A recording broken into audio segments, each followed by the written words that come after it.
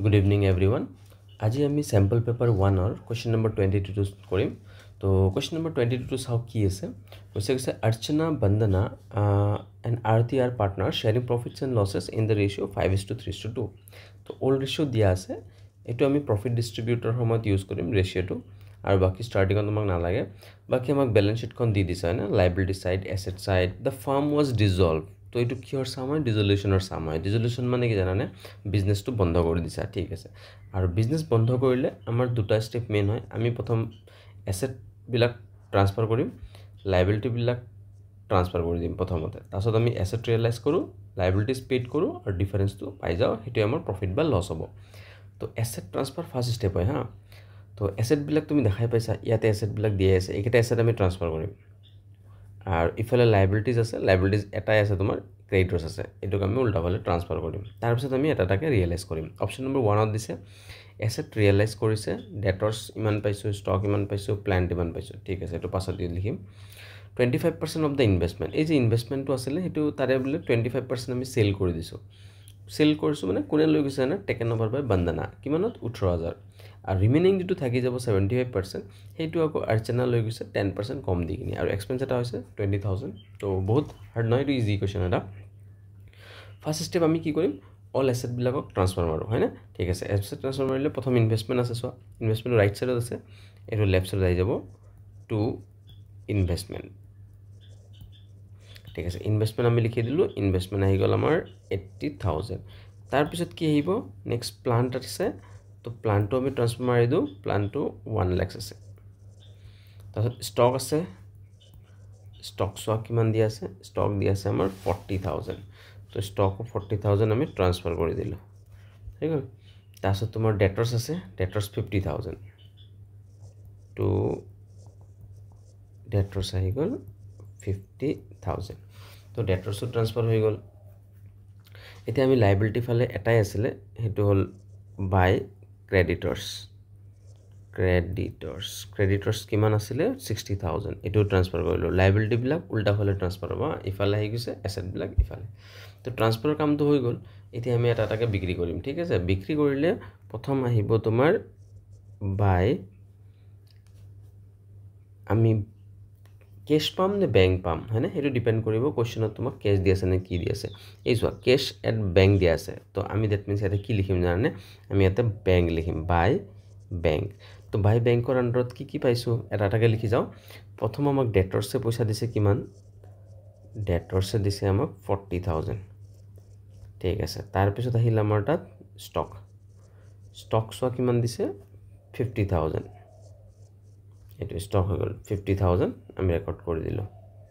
তাৰ পিছত আহিছে তোমাৰ প্লান্টত আহিছে 60000 হয়নে তো তিনটা আইটেম আমি ৰেকৰ্ড কৰি দিলো তিনটা প্লাস কৰি দিও তো 60 + 40 তো 1 লাখ সেটো 1,50,000 হৈ গল তো আমি বেংকত ইমান টকা পাই গলো 1,50,000 ইয়াৰ পিছত আহিব নেক্সট লিখা আছে 25% of the investment was taken by Bandana. তো Bandana লৈ গলে আৰু বেংক লিখিব নোৱাৰা তেতিয়া বাই লিখিব লাগিব বাই Bandana's capital লিখি দিবা যেহেতু লৈ গৈছে ইয়াতে ব্র্যাকেটত ইনভেষ্টমেন্টটো মেনশন কৰি দিবা ইনভেষ্টমেন্ট লৈ গৈছে কিমান দামত লৈ গৈছে 18000 ত লৈ গৈছে তো 18000 দেখাই দিবা ইয়াৰ পিছত আকৌ নেক্সট কি আছে remaining investment were taken over by Archana বুলি কৈছে তো আৰ্চনাই যদি লৈ লয় তো বাই আহিব ইফালে আৰ্চনাস ক্যাপিটাল ঠিক আছে আৰ্চনা বাকিখিনি হে দি দিয়া তো বাকি থাকিল কিমান তুমি সোয়া ইনভেষ্টমেন্ট আছিল কিমান 80000 টোটাল ইনভেষ্টমেন্ট আছে তাৰে 25% হলে কিমান হয় 1/4 হয় না 1/4 কৰি দিলে 20000 তো আমাৰ 20000 অলৰেডি ইনভেষ্টমেন্ট গুছি গল হয় নাই তো বাকি রিমেইনিং ইনভেষ্টমেন্ট কিমান থাকি গল রিমেইনিং ইনভেষ্টমেন্ট 60000 থাকি গল হয় না 60000 to remaining 20000 first part to 25% and remaining on 60000 হেতু কোনে লৈ গৈছে আৰ্চনা লৈ গৈছে কিমান পাৰ্সেন্ট 10% লেস 10% কম মানে 90% দিছে তো 90% টো যদি পোৱা উলাই দিয়া ইয়াৰ পৰা 90% 96 যা 54 তো আমি 54000 পাই গলো আৰ্চনাই দিম বুলে কৈছে তো ইয়াতে আমি ব্ৰ্যাকেটত লিখি দিও ইনভেষ্টমেন্ট এই ইনভেষ্টমেন্টটো লৈ গল তো ইনভেষ্টমেন্ট ট্ৰিটমেন্ট ক্লিয়াৰ হৈ গল এতিয়া আমি আহো পেমেন্ট কৰিম পেমেন্ট কৰিব লাগিলে ফাৰ্স্ট পেমেন্টটো কাক দিম জানানে ফাৰ্স্ট পেমেন্ট দিম টু বেংক পইচা গৈ আছে আমি ক্ৰেডিটৰ্ছক দি দিওঁ ক্ৰেডিটৰ্ছক পে' কৰিব লাগিব তুমি যিমান আছে সিমানে দিব লাগিব কিয় কুৱেশ্যনত একো মেনশ্যন নাই তো ফুল এমাউণ্ট পে' কৰিব লাগে 80,000 তাৰপিছত আহি গ'ল টু আহি যাব এইটো আমাৰ এক্সপেন্সেছ অন ৰিয়েলাইজেশ্যন তো টু বেংক দি কিনি এক্সপেন্স অন ৰিয়েলাইজেশ্যন এইটো আমাৰ পে'মেণ্ট কৰিলোঁ কিমান 20,000 তো ইয়াৰ পিছত আমি এইটো বেলেঞ্চ কৰিম হয়নে তো বেলেঞ্চ কৰিম কিমান বেলেঞ্চ কৰিম চাওঁ তো টোটেল যদি আমি কৰোঁ ইয়াৰে 80,000 তো ইফালে কিমান হৈ গ'ল চাই লওঁ 1 lakhs আৰু ইফালে তোমাৰ যদি আমি চাওঁ 40 আৰু এই 60 মিলি 1 lakhs হৈ গৈছে আৰু এইটো 20 আৰু 80 মিলি 1 lakhs হৈ গৈছে হয়নে তো আমাৰ কিমান হৈ গ'ল 1 lakhs 2 lakhs 3 lakhs 3,50,000 তো টোটাল ইফালে পালোঁ আমি 3,50,000 আহি গ'ল ইফালে কি হ'ব 3,50,000 হয়নে তো টোটালটো আমি পাই গ'লোঁ 3,50,000 ইয়াৰ পৰা আমি এইখিনি মাইনাছ কৰি দিম মাইনাছ কৰি যিটো পাম সেইটো আমি তিনিটাৰ মাজতে ভগাই দিম ঠিক আছে তো পাই ইফালে আহিব পাৰ্টনাৰ্ছ কেপিটেল একাউণ্ট তো পাৰ্টনাৰ্ছ কেপিটেল একাউণ্ট কোন আছিলে अर्चना आছিলে আৰু এটা বন্দনা আছিলে হয়নে अर्चना বন্দনা আৰু তোমাৰ লাষ্ট আছিলে তোমাৰ আৰতি আছিলে ঠিক আছে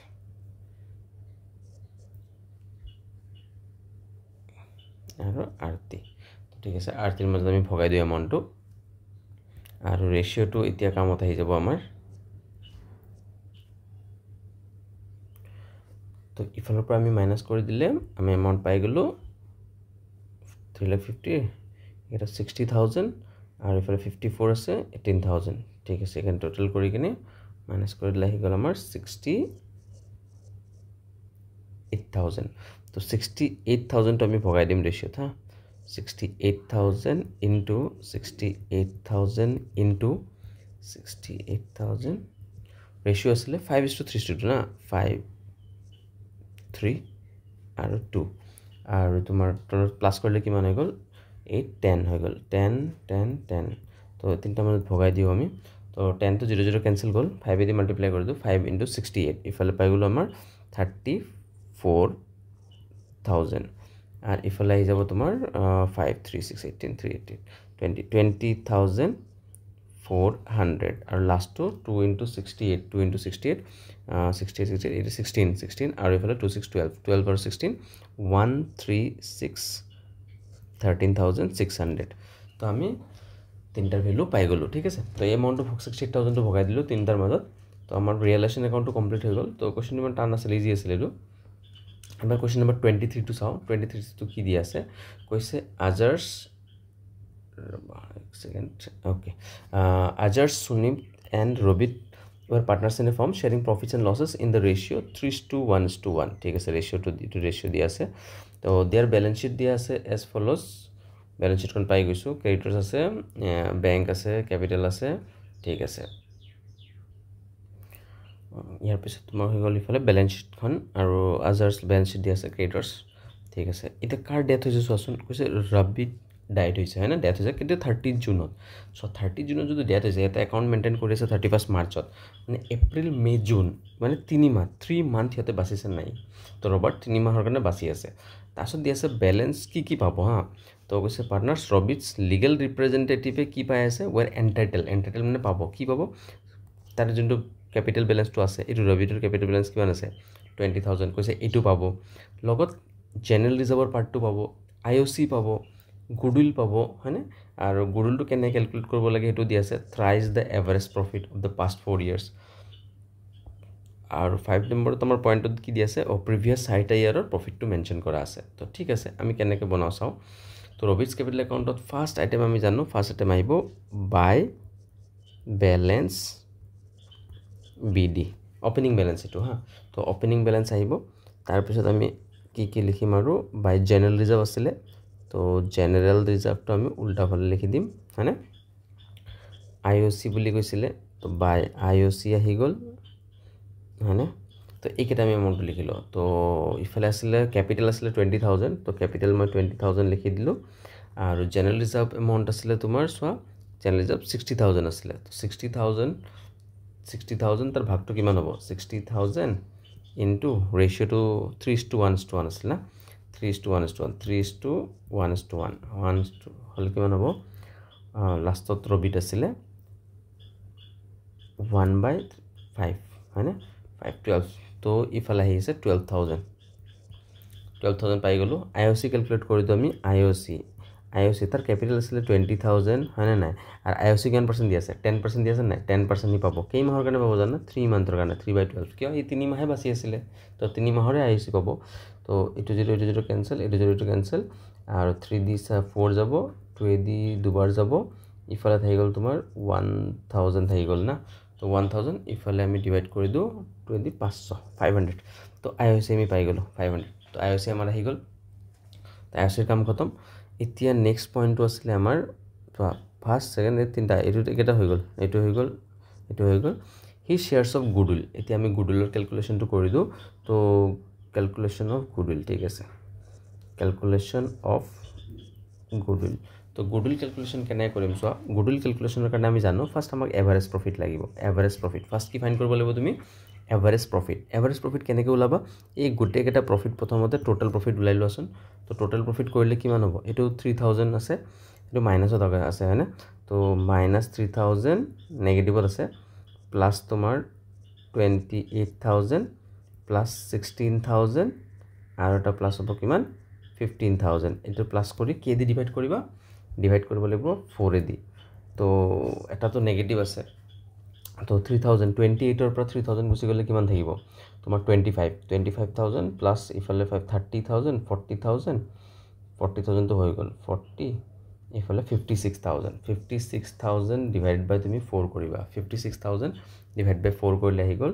4 1 4 4 4 16 14,000 তো 40,000 আমি এভাৰেজ প্ৰফিট পাই গলো আৰু গুডউইল উলাবৰ কাৰণে আমাক average profit into number of years purchase লাগে নাম্বাৰ অফ years purchase तो average profit to already পাই গলো 14,000 আৰু number of years purchase to question তো দিয়া আছিল 4 years on the basis of the thrice the average profit 3 গুণ লৈ লোৱা 3 times লৈ লবা তো 3 into 14,000 কৰি দিও তো 3 4 is 2 for 42,000 তো 42,000 আমি পাই গলো goodwill of the firm but goodwill of the firm পালে কি হ'ব ৰবিটছৰ হে লাগে হয়নে তো আমি ৰবিটছৰ ভাগটো লাও ৰবিটছ share of goodwill তো ৰবিট share of goodwill কিমান হ'ব 42,000 into তাৰ ভাগটো আছিল 1/5 হয়নে 1/5 কৰি দিও তো 1/5 কৰিলে তোমাৰ আহি গ'ল 5 8 40 আৰু 5 4 20 8400 হয়নে 8400 পাই গলো কিন্তু এই 8400 জানানে 8400 বিয়াৰ কৰিব লাগিব কোনে এই 8400 বিয়াৰ কৰিব লাগিব ৰিমেইনিং পাৰ্টনাৰ্স হয়নে ৰিমেইনিং পাৰ্টনাৰ্স কোন কোন আছিল আমাৰ আজাৰ এণ্ড সুমিত আজাৰ আৰু সুমিতৰ মাজত ৰেশিওত ভগাই দিবা কোনটো ৰেশিওত ভগাবা 3:1 আছিল না তো 3:1 থাকিলে সো 3:1 আছিল তো ইটো ৰিটায়াৰ হৈ গ'ল ই ৰিটায়াৰ গ'লে থাকি গ'ল কোনটো 3:1 তো এটো আমি 3:1 ত ভগাই দিম 3:1 ত ভগাই দিলে আৰু ইফালে লিখিম বাই আজাৰ্স ক্যাপিটাল এটো হৈ যাব আজাৰ্স ক্যাপিটাল আৰু এটা হৈ যাব তোমাৰ সুমিতস ক্যাপিটাল হয়নে সুমিতস ক্যাপিটাল হৈ গ'ল আজাৰ্স ক্যাপিটাল তো ৰেশিওত ভগাই দিলে আমি কিমান জ্ঞান পাম এটা পালো 3/4 এটা পালো 1/4 কিমানক 8400 তো ক্যান্সেল কৰিলে আমি কিমান পাই গৈছো 422100 আৰু এটা ইফালে পালো 6300 তো এটো এমাউন্ট পাই গলো লাষ্ট এটা আছে পইণ্ট লাষ্ট পইণ্ট চাই দিও ইয়াৰে কৈছে his profit up to the date of his death on the basis of the last year তোমাক কোনটো লব দিছে লাষ্ট ইয়াৰ প্ৰফিটটো কিমান আছে দেখিছা 15,000 তাৰ লাষ্ট ইয়াৰ প্ৰফিট পালো আমি 15,000 এই 15,000 ৰ ওপৰত তাৰ শেয়াৰটো লব দিছে তো আমি তাৰ লাষ্ট শেয়াৰটো লাই দিও ৰবিটছ শেয়াৰ অফ প্ৰফিট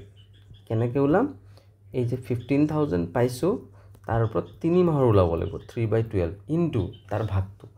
ভাগটো আমি কিমান আছিল 1/5 তো এটো যদি আমি ক্যালকুলেট কৰো তো কিমান হ'ব এটো তোমাৰ 5 এদি গৈ আছে 5 3 15 আৰু এটো 3 4 তো ইফালে থাকি গ'ল ওপৰত 3000 ডিভাইড বাই 4 3000 ডিভাইড বাই 4 কৰিলে কিমান হ'ব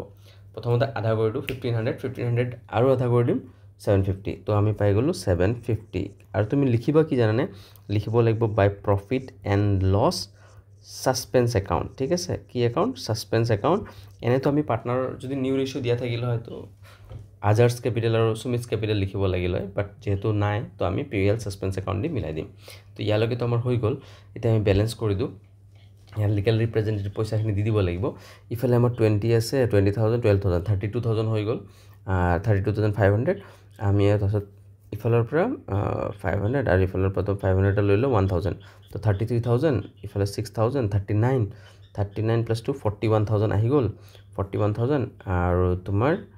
ইফালে আছে তোমাৰ 41 তাৰপিছত আহি গৈছে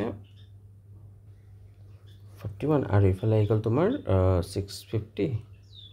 আহি গ'ল তো 41,650 আমি এইটো চাইডত পাই গ'লোঁ ইফালেও 41,650 পাই গ'লোঁ তাৰপিছত ইফালেতো একো আইটেম নাই তো ডাইৰেক্ট আমি 41,650 বহাই দিম 41,650 এইটো কি হ'ব জানে টু ৰবিটছ এক্সিকিউটৰ্ছ একাউণ্টত গুচি যাব 41,650 তো আমি এইটো হৈ গ'ল গোটেইখিনি ক্লিয়াৰ হৈ গ'ল